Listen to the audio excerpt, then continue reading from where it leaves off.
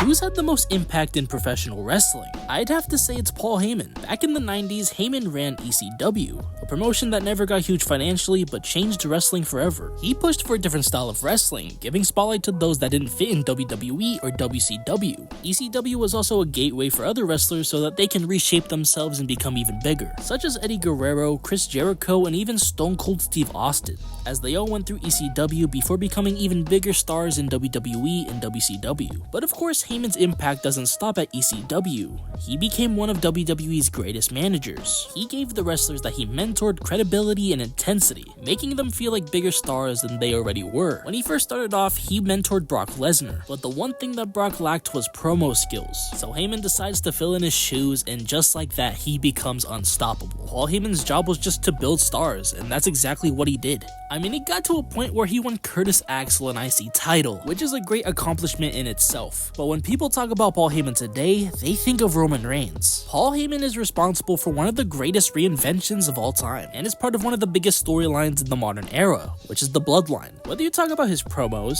his facial expressions, or his shift in tension, it would add such small details to the story, but it's what made it must-see TV. What made Paul Heyman so great wasn't just his creativity, but it was his eye for talent. He sees potential where others don't, and knows how to present wrestlers in the strongest way possible. He's the reason why some of these wrestlers are considered the greatest of all time, and that's why I think Paul Heyman is the most important person in wrestling. But who do you think had more impact?